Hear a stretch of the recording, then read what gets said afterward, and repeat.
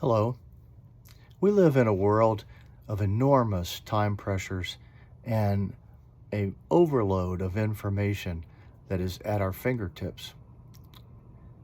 When someone approaches us with a problem, many times they get a barrage of advice giving because we have all this information and most of the time we want to help them.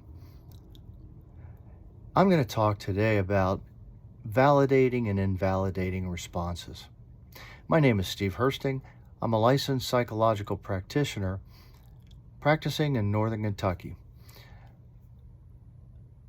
I am the author of Maintaining the Truth, a parent's guide to helping children and teens with learning and emotional differences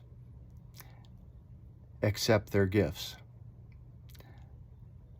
I'm going to talk today about, again, that validating versus invalidating response. Let's say that someone approaches you on this, at work and they say to you, "Oh gosh, it's been a terrible day. I don't know what I'm going to do. I don't have enough money. I don't have enough time. I go to the store and it's just overwhelming. I don't know what to do." Well, the invalidating response would be, well, maybe you should go to the store early in the morning, and probably a budget would help you. That way you could take care of your money a little bit better. And time, just again, a budget. You need to budget your time.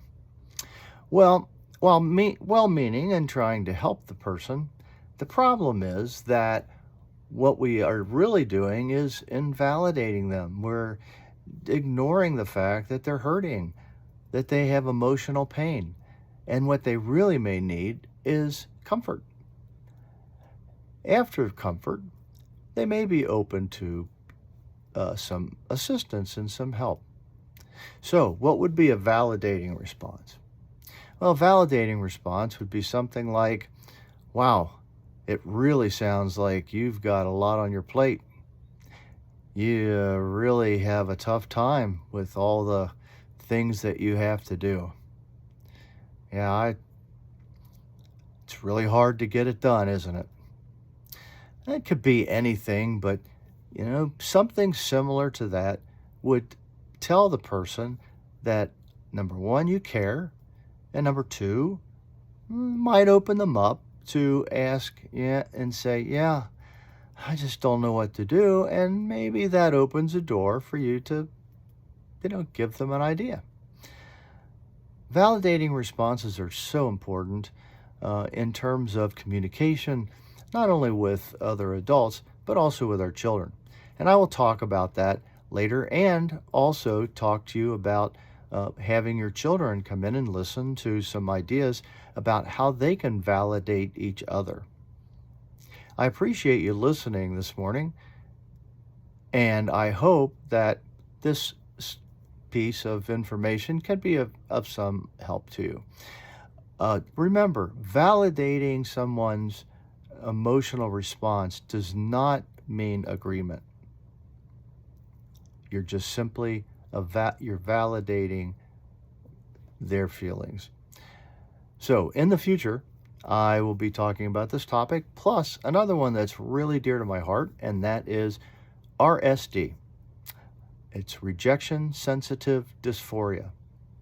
Also going to be talking about a little known but very common, actually, more common than most people would think, disorder that we find among young people and adults.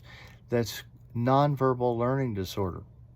The name can be very, misleading. It doesn't mean they don't have strong verbal skills. It's the opposite. They have very strong left brain skills.